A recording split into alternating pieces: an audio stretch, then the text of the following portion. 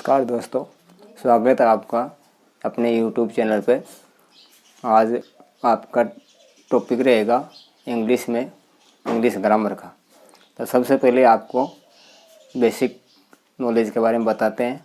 English grammar में English में सबसे पहले अपन लेते हैं टेंसेज को। मुख्यतः टेंसेज 3 प्रकार के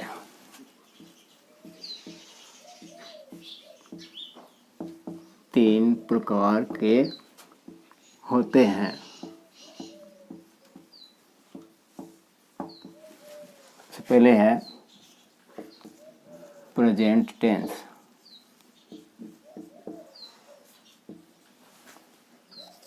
नंबर 2 पे है past tense. Number 3 future tense. दोस्तों, प्रत्येक टेंस के 4 भाग होते हैं इसमें। सबसे पहले है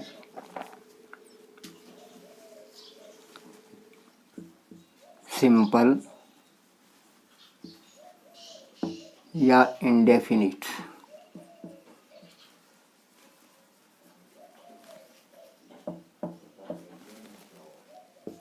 नंबर 2 पे है कंटिन्यूस।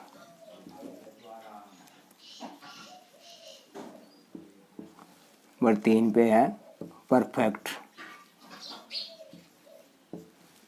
नंबर 4 पे है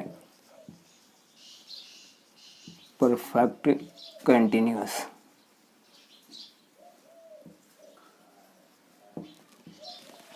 प्रत्येक टेंस में इन चारों को लेते हैं। सबसे पहले है प्रेजेंट के साथ प्रेजेंट सिंपल या indefinite, present continuous, present perfect, present perfect continuous. फिर ऐसे ही पास्ट में होंगे चारों भाग, पास्ट सिंपल या indefinite, past continuous, past perfect और पास्ट परफेक्ट कंटिन्यूअस। ऐसे ही फ्यूचर में होगा फ्यूचर सिंपल या indefinite, future continuous, future perfect और फ्यूचर परफेक्ट कंटिन्यूअस। तो इस प्रकार से तीनों टेंस के 4 भागों करेंगे तो तीनों के ही 12 भाग हो जाते हैं। अब सबसे पहले अपन आते हैं प्रेजेंट टेंस के अंदर प्रेजेंट सिंपल या इंडेफिनिट को। सबसे पहले अपन करते हैं प्रेजेंट सिंपल या इंडेफिनिट। प्रेजेंट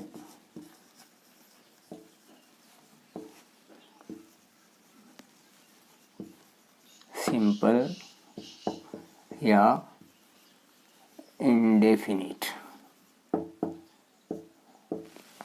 प्रेजेंट सिंपल या इंडेफिनिट में टेंस की पहचान लेते हैं। सबसे पहले पहचान, हिंदी में अपन इनकी पहचान यदि करते हैं तो हिंदी वाक्यों के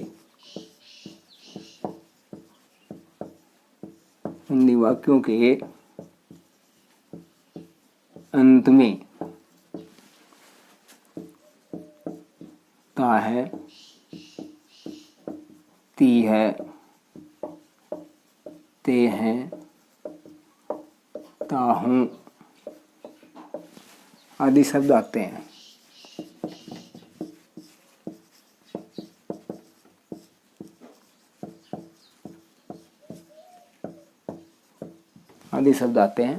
ये हिंदी वाक्यों की पहचान के लिए है। इनकी जब बनाएंगे वाक्य बनाने के नियम, वाक्य बनाने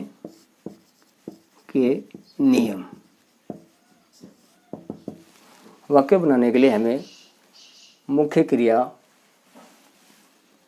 वाक्य बनाने के नियम में मुख्य क्रिया यानी मेन वर्ब की फर्स्ट फॉर्म का प्रयोग करते हैं। हेल्पिंग वर्ब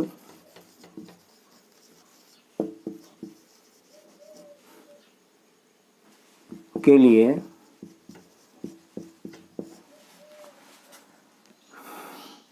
सिंपल या इंडेफिनेट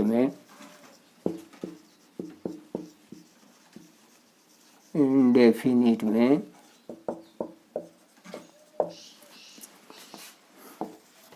डू या डज का प्रयोग करते हैं।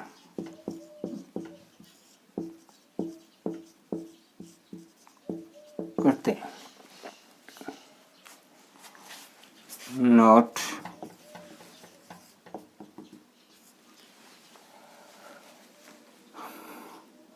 affirmative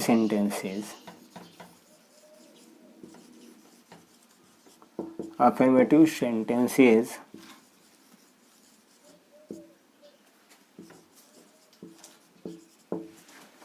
में हेल्पिंग वर्ब का यूज नहीं करते हैं।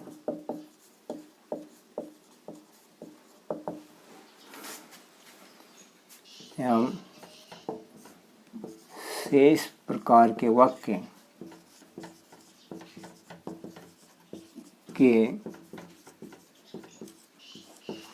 में हेल्पिंग वर्ब का यूज होता है।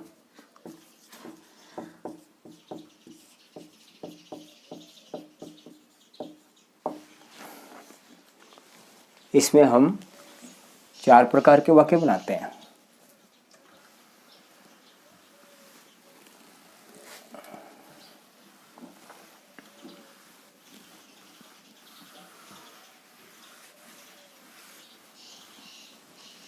इसमें हम 4 प्रकार के वाक्य बनाते हैं। जैसे सबसे पहले अपने जो बनता है वो है अफर्मेटिव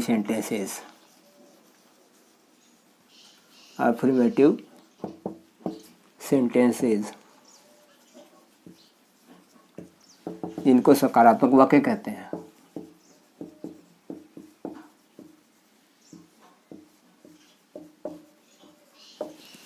इसके बाद में है नेगेटिव सेंटेंसेस।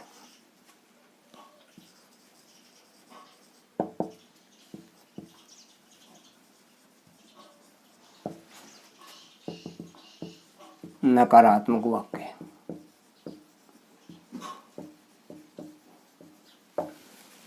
इसके बाद है इंटेरोगेटिव।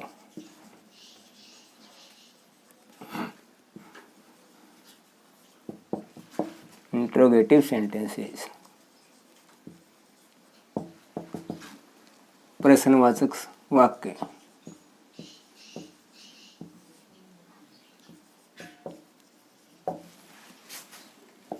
और इंट्रोगेटिव नेगेटिव सेंटेंसेस।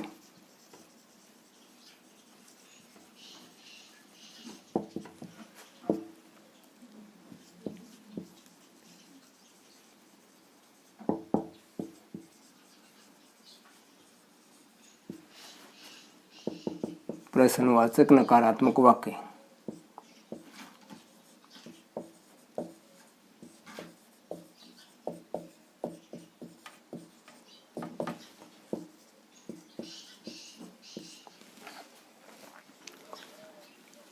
ये 4 प्रकार के वाक्य हम एक वाक्य बना सकते हैं।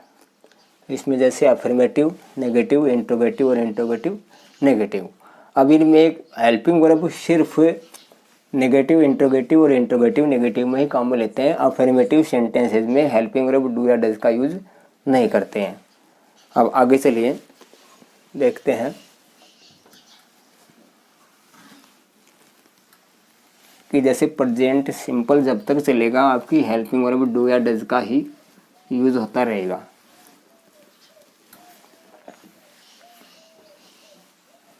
जैसे कि आपको बताया कि हेल्पिंग वर्ब डू या डज का यूज करते हैं अफर्मेटिव के अलावा। अब डू डज का यूज करते हैं तो किसके साथ से कौन से का यूज होगा? डू का यूज है। डू का use with all the plural nouns and first person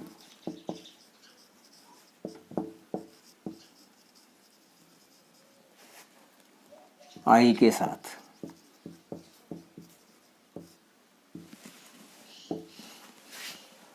does का यूज ओनली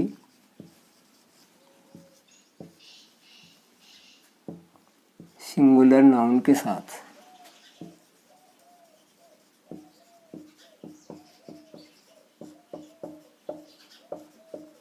जैसे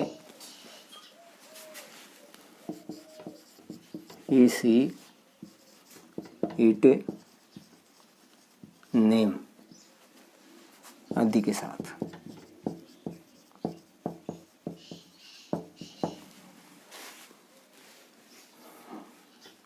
आपके लिए प्लूरल नाउन्स हैं we, you, they and other plurals. Singular nouns में ही, शी, इट व नेम। तो ये आपके सिंगुलर और प्लूरल नाउन के लिए डू डज का यूज हो गया। अब सबसे पहले देखते हैं अफर्मेटिव सेंटेंस जब बनाएंगे तो सबसे पहले अफर्मेटिव सेंटेंस की स्ट्रक्चर से वाक्य बनाते हैं। तो स्ट्रक्चर क्या होगी? सबसे पहले एक अफर्मेटिव सेंटेंस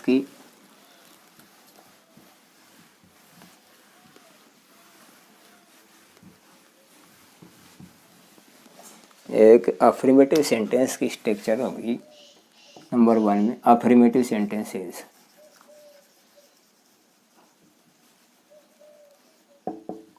अफर्मेटिव सेंटेंस इसकी स्ट्रक्चर होगी तो सबसे पहले अपन लेते हैं सब्जेक्ट, उसके बाद में मेन वर्ब फर्स्ट फॉर्म और इसके बाद में एस या ईएस और ऑब्जेक्ट। नेगेटिव सेंटेंस बनाते हैं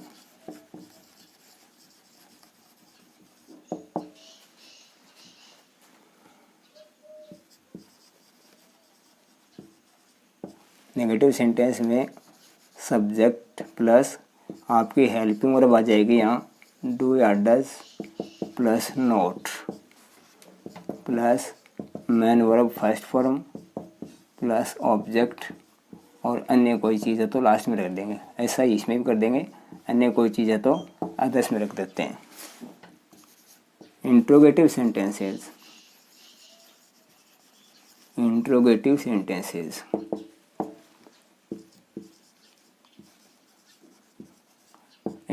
सेंटेंस दो प्रकार से होते हैं, WH वर्ड और हेल्पिंग वर्ब। तो इसकी स्ट्रक्चर हम साथ से लेते हैं। WH वर्ड वाला यदि है तो सबसे पहले WH वर्ड, इसके बाद में आपकी हेल्पिंग वर्ब काम में लेंगे आप डू या डज, इसके बाद में होता है आपका सब्जेक्ट और इसके बाद में मेन वर्ब फर्स्ट फॉर्म और ऑब्जेक्ट और अन्य चीज़ कोई है तो अंत में सानो घंटों के से लगा देते हैं। ऐसे ही आपका चौथी प्रकार का जो वाक्य है वह है इंट्रोगेटिव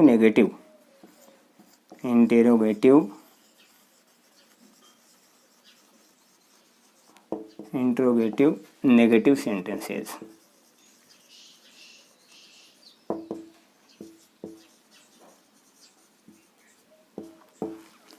इसमें सबसे पहले वही है WH word, helping verb do या डज, उसके बाद सब्जेक्ट, उसके बाद नोट का यूज करते हैं, फिर main verb first form, object और अदर्स एंड में लगा देते हैं और अंत में साइन ऑफ इंट्रोगेशन। तो इस प्रकार से ये चारों सेंटेंसेस की स्ट्रक्चर है। इससे पहले एक चीज़ और जो अति आवश्यक है उसके बारे में जान लेते हैं कि जैसे सबसे पहले अफर्मेटिव सेंटेंस अपन बनाते हैं तो अफर्मेटिव सेंटेंस में क्या आता है कि हेल्पिंग वर्ब डू डज का यूज़ तो नहीं होता है, लेकिन मैन वर्ब की फर्स्ट फॉर्म में एस या एस लगाते हैं। अब ये देखते हैं कि मैन वर्ब में कहाँ एस लगाना है और कहाँ ई एस लगाना है। एस या ई एस का नियम केवल अफर्मेटिव सेंटेंसेज में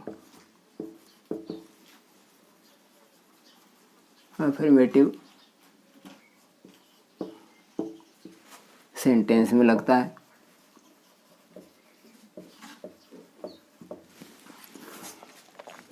सब्जेक्ट यदि सिंगुलर नाउन है, सब्जेक्ट यदि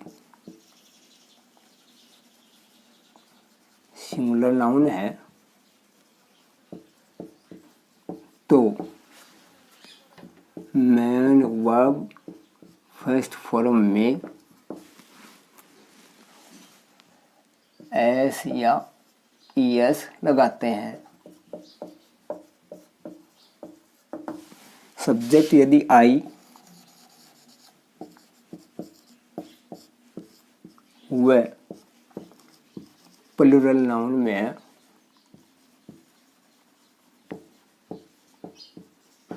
है तो मैन वर्ब फर्स्ट फॉर्म में एस या ई एस नहीं लगाते हैं।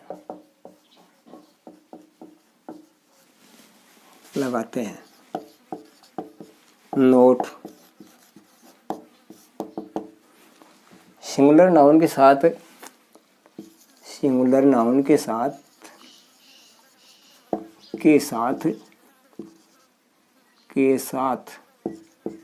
मैन वर्ब फर्स्ट फॉर्म में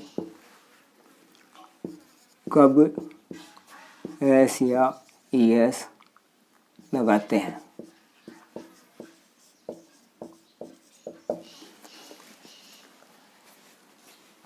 यदि वर्ब के अंत में O S H C H C double H अक्ष या एस है तो ई एस लगाते हैं।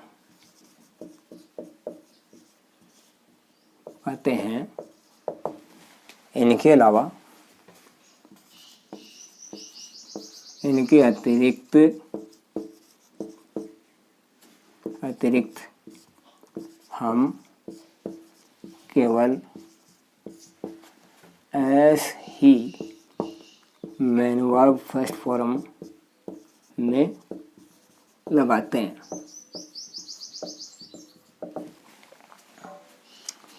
बाकी के जो 3 प्रकार के वाक्य हैं उनमें एस या ई एस का नियम खत्म हो जाता है जब वाक्य में हेल्पिंग वर्ब डू डज आ जाती है। ये बात ध्यान में रखने के लिए होती है।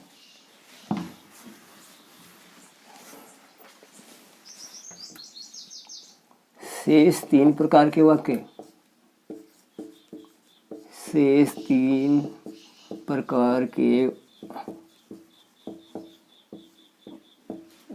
वाक्यों में हेल्पिंग वर्ब डू डज आने के बाद एस या ई एस नहीं लगाते हैं।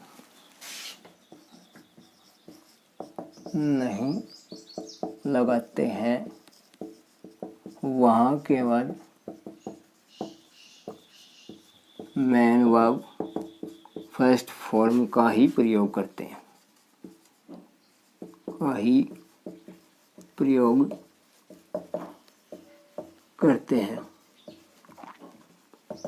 ये था आपका वाक्य बनाने की structure, helping verb, main verb आदि। अब इस स्ट्रक्चर से आप एक वाक्य को बना सकते हैं। जैसे वाक्य में अपने मुख्यतः 3 चीज़ होती हैं। वाक्य रचना, वाक्य रचना, हर वाक्य में मुख्यतः 3 चीज़ होती हैं, चाहे वो हिंदी का वाक्य हो या अंग्रेजी का वाक्य हो। सबसे पहले इसमें होता है कर्ता यानी सब्जेक्ट, उसके बाद होती है उसकी मुख्य क्रिया यानी मेन वर्ब, और एंड में होता है उसका कर्म यानी ऑब्जेक्ट। जैसे एक वाक्य में मुख्यतः हो गया सब्जेक्ट, मेन वर्ब और ऑब्जेक्ट। यह एक वाक्य रचना का स्ट्रक्चर। आज के लिए इतना ही, आगे फिर मिलते हैं आपके लिए आगे का स्टेप लेके। धन्यवाद।